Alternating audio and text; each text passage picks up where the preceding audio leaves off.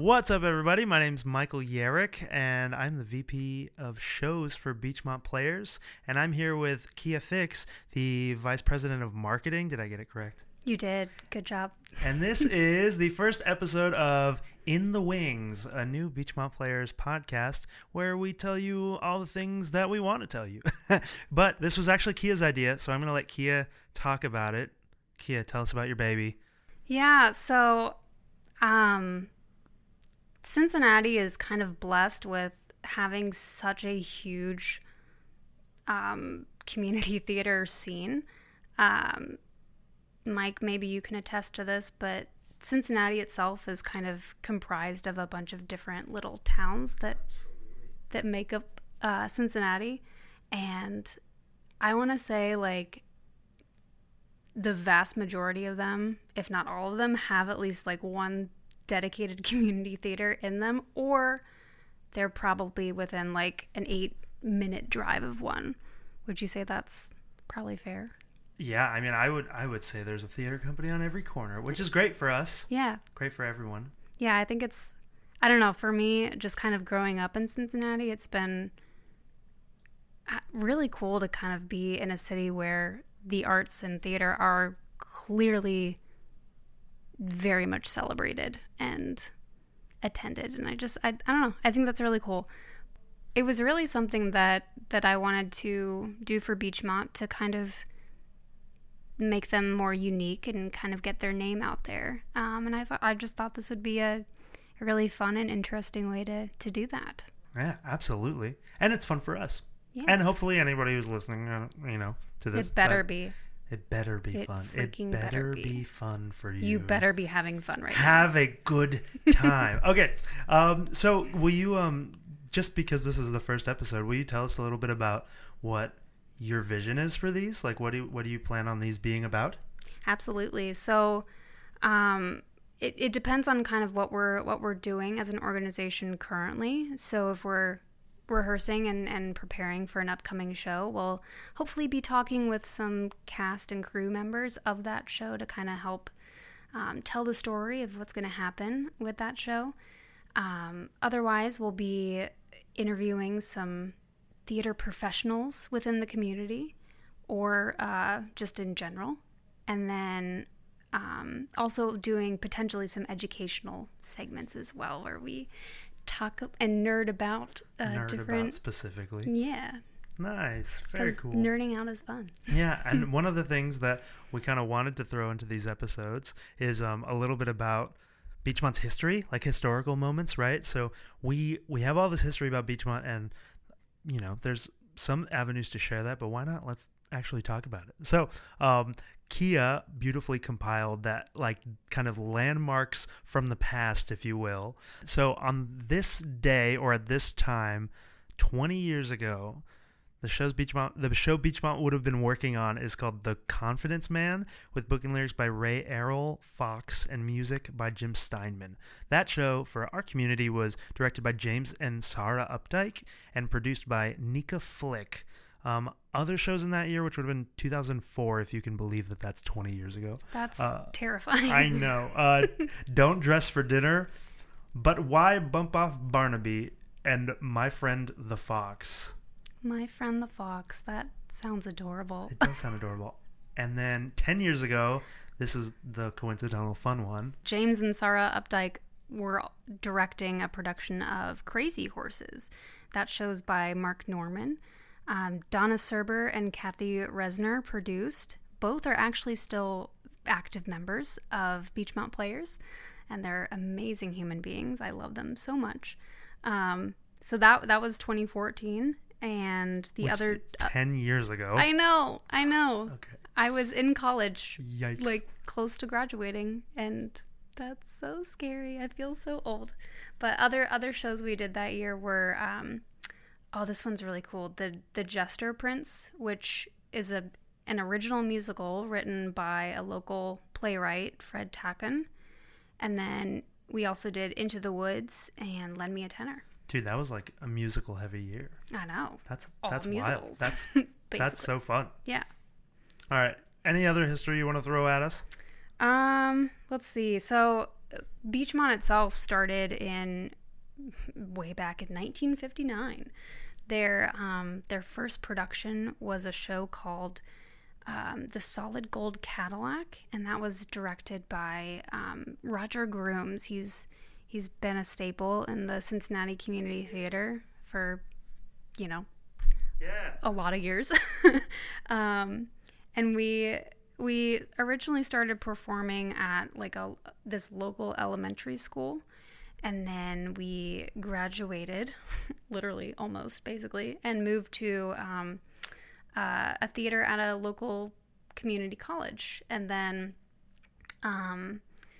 we ended up renting out the theater in this brand new community center that was built in Anderson, Ohio. So that's where we currently perform. Hey, I believe, yeah, you said we, like, I'm pretty sure, sorry, well, this is totally two, like, newbies to the theater scene, right? Talking about the history of this beautiful theater company. Yeah. So, anybody listening to this, if you've been around this long, please, like, correct anything we say. Please. Or, like, give us more of the history, because I would love to know what that early process was like pre-Anderson Center, where we've been for an arguably very long time.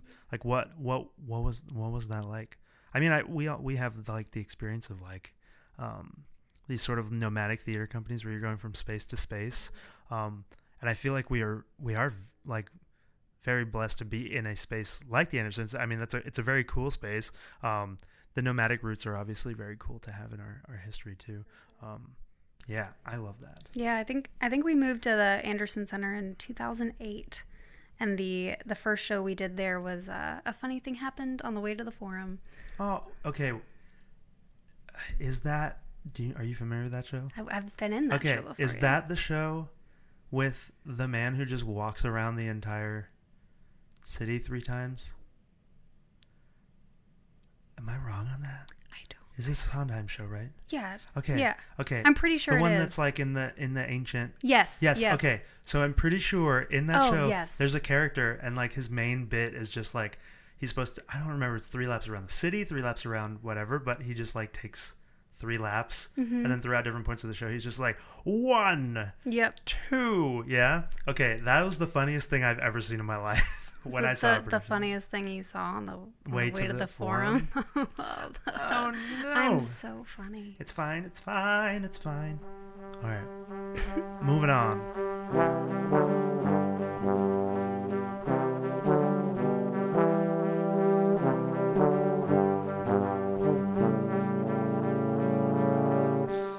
So today we're going to be diving into something that's new and incredibly special and near and dear to our hearts, our Young Voices Cabaret. So I'm actually going to be chatting with Mike, my co-host, who just happens to be the incredibly talented director of the cabaret. And we also have with us Beachmont Players' current president, Dan Cohen. So welcome. Thank you. Yeah. Glad to be here. Yeah, we're glad to have you. I want to start with you, Mike. So can you tell us a little bit about what the Young Voices Cabaret is and kind of how it came to be? Yeah, so the Young Voices Cabaret is the first cabaret in our cabaret series. I think I said that on the promo recently. That's why it sounds so familiar.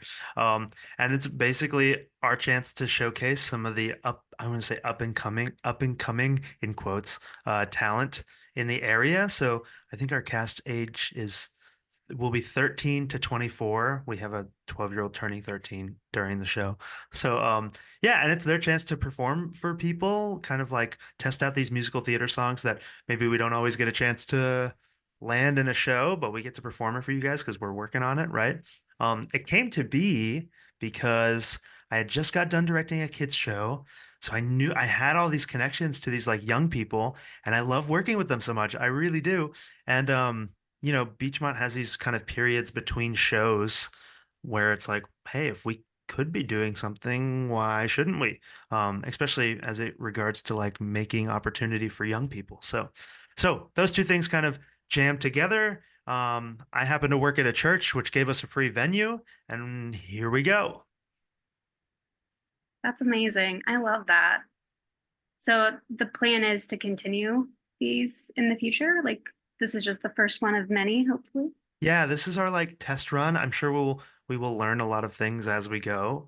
But I already think it's pretty freaking incredible. Like I get jazzed every single time we work on it. So as far as I'm concerned, we should definitely be doing more because it's going very well. Yay. Dan, I'm curious as president of Beachmont Players, what has it been like to kind of see this project come to fruition?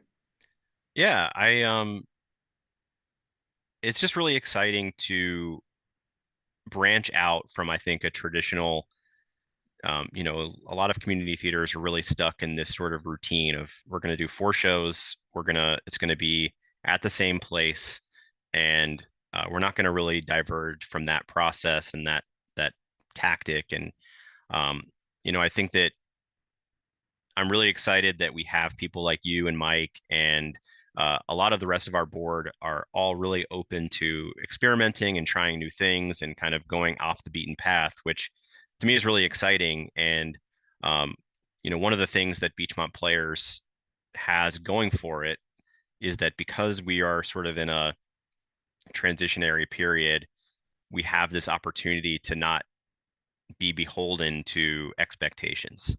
Um, and I think that Mike's background with experimental theater and my background and a lot of the people's background in the group is just let's just do a show. Let's put something on and see how it goes and not stick to we have to sell 240 seats a night to make money.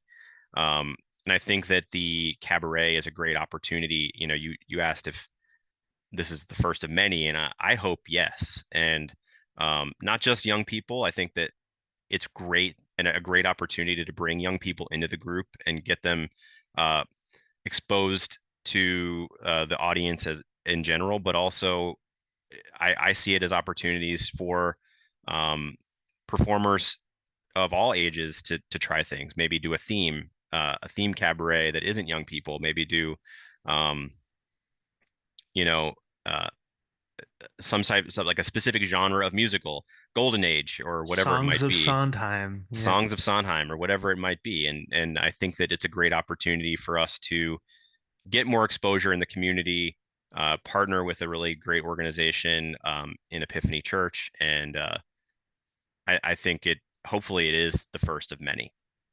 I think it's if I can jump in there too, I think it's a really cool opportunity too of like a different type of performance style. Like, you're on stage, you do a full-length show versus like I get up in front of people, I introduce them to who I am, I tell them a little bit about the show that I'm excited about, and like we get to know these performers that you'll probably see in shows later, but you get to know them on like kind of a more personal level with this different setting. You get to know what songs they really enjoy and like you can do different things that aren't beholden to the structure of the show itself necessarily, right? So yeah, I think there's a lot of like it's kind of a playground area for people to try stuff out too, which is a cool opportunity that you don't see as often. Totally agree. Yeah. That's actually a really nice segue into my next question, Mike. Can you can you tell us about what the audience can expect to hear and see during the cabaret?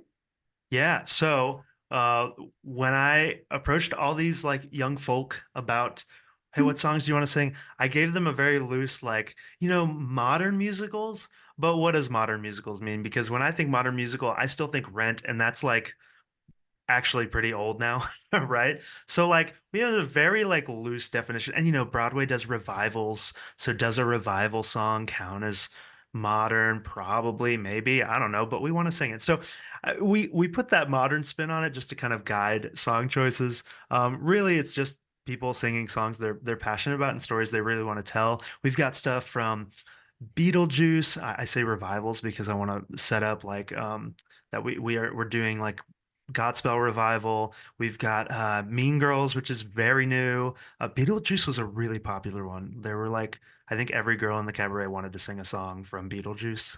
So if you're a musical theater girl and you're listening to this, Beetlejuice seems to be the place to go, right? We have Waitress, Bonnie and Clyde. Yeah, just pretty much musicals across the board that you can kind of see. And then we've got one young man in the cabaret who's performing original pieces that he wrote, which is really exciting. He'll be accompanying himself too. So kind of a chance to bring new music into the sphere. I happen to have I need to preface that this was not like me forcing it in or shoehorning it in, but one of the kids, their mom came up to me and asked for like a good song, and she was like, "Oh, every song for a young musical theater male is pretty much this like, oh, I'm a sad boy and I want people to like me." Oh, It is kind of true. yeah, it's like when you have waving through a window, you have like middle of a moment. Every song a young male in musical theater could sing is like really like, uh, people love me. I'm so nice. Why don't they? Um, And so all the ones for women are just like, why isn't this guy loving me and everything? It's yeah, yeah, it's a whole thing. yeah. Um, or like the villain song that doesn't show off your voice at all. It's just kind of us like, Yeah, "Meh," you know. yeah. Um, So she came up to me and was like, "Can you help us find like, a new song, kind of switch it up?" And I was like, "Hey, I've actually got a musical theater song that I wrote. If he'd be of interest premiering it, so that's happening." I will say my song happens to also be like a young male being like, "Oh man, woe is me, like I'm sad and nobody loves me." But he's the planet Pluto, so I think we can like kind of call that a little bit of a difference. The planet Pluto is singing a song in the cabaret. Where else can we see Absolutely. that? Nowhere. Yeah, it's a Yeah. very special thing that Beachmont has going for it. Dare we say it's a world premiere? Oh, You could be the first in the world to hear this brand new song. a You come. planetary premiere. That's amazing. I I like love that. it. Can you give us the background on like how you wrote that and just yeah, the background story on that? Yeah, so there's a buddy of mine from grad school who is a playwright and his work is incredible. Bradley Hewlett. I'm doing a plug right now. You can find him on New Play Exchange. He wrote a play called Inner Solar, a comedy in 9 orbits. And the play's really cool. So there's a separate vignette scene for that's loosely connected to every single planet in the solar system, and the audience takes the role of the sun and chooses the order of the song of the sorry, not songs, of the scenes. So like Mercury, that scene goes first, and then now I want to jump to Jupiter, that scene happens, right? And so on and so forth. Well, throughout the play, Pluto desperately wants to be involved in the show and keeps coming out being like, "Hey, can I do my thing now?" And they're like, "No, you're not a planet. Get out of here." And Pluto's like, "Wait, what now?" And they're like, "Nope, nope, get out of here." And then finally, towards the end of the piece, they're like, "All right, Pluto, you got 5 minutes." And then Pluto drags out this keyboard and sings this ballad about how they've been like left out of the textbooks and they're no longer involved and it's very harmful, but throughout the piece they learn to accept themselves and make something of themselves despite it. So anyways, it's very cute. I think it's very funny. Yeah, again, Bradley's writing is incredible. So I was just honored to get to collaborate with him on a project. But yeah, this will be the world premiere. I love that. And I just want to say Pluto will always be a planet in my heart. So, I 100% agree. yeah. My Um, very efficient mother just served us 9. You got to finish the sentence. I Nine what? know. Nine what? We have 9 to. what? So, on that note, actually, can I want to test your knowledge? Can you guys name all 9 planets in order, starting with the one that's closest to the sun? I can, definitely. Absolutely, I can. Yes. Yeah. Let's How see. can we both prove it without you thinking that we are copying from the other person? Well, when we'd alternate, I'll start. Okay. Yeah. Mercury, Venus, Earth, Mars, Jupiter, Saturn, Uranus, Neptune, and Pluto. a very The hesitant Pluto, yes, a tactily. tacit Pluto. And then that isn't there like an orbit? Wait, a dwarf something that we're like could be a planet? I think that's What's Pluto, isn't it? That is oh, Pluto. but Yeah. isn't Yeah. there like an I don't know. Oh, I is there another one? I have not been in school for a while. I'll have to ask one of my one of the stepdaughters. Yeah. They would definitely be up on that. She's like, there are 13 planets. How are you not aware? What's wrong with you? Yeah. What's the planet that has like all the moons? Uh, Jupiter has a bunch of moons. Yeah. And one of them's like really big. Yeah, Yeah. like way bigger than Earth. Yeah. Oh, dang. Dang, indeed. Dang. Makes you feel small. All right. Anyway, I just wanted to see if you guys retained any We knowledge. crushed it. You I think guys we nailed absolutely that. did. You guys, awesome. So, Dan, what do you hope this cabaret will bring to Beachmont players and then the wider community? Um, well, without being um, crass, I think the number one thing it should bring us is money. Um, it is a fundraiser, Yeah. and I think that just to give you a little background, um, every community theater in Cincinnati and probably everywhere really suffered a lot during the pandemic. We lost momentum, we've lost uh, just generally like operating fund where we weren't generating incoming revenue. We had a full production, a kids show, Charlotte's Web in 2022 get canceled after we had already paid for the rental space and all that stuff. So, I would to say that we're struggling is I don't think should be a secret. I think that we should be open about we're a community theater that's been around since the 1950s, and we're really kind of limping from show to show sometimes. And one of the things that I really wanted to do as the president is figure out ways of generating some revenue to kind of get us back to a more comfortable spot. And I think it's a really cool, beautiful thing that instead of just putting up a GoFundMe, we're trying to create more art to do that.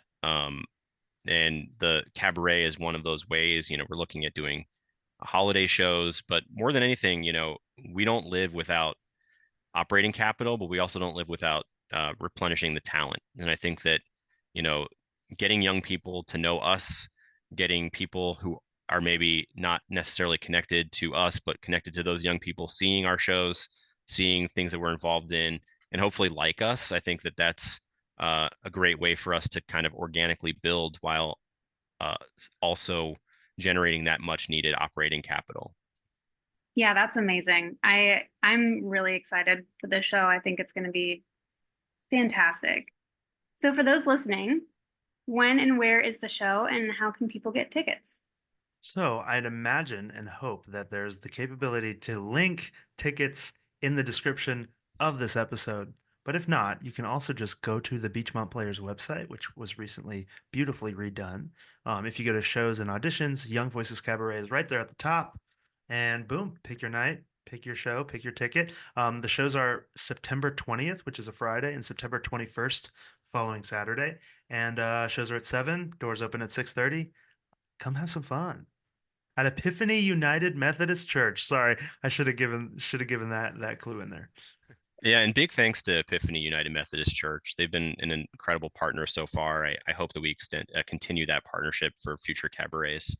Yeah, absolutely. They they were instrumental in helping us find our accompanists for the show that are willing to like support these young people and not just like um you know pianists to just like play for these kids. Like these are piano players that are really invested in like the young talent that they're supporting and Beachmont specifically as well. So it's very exciting.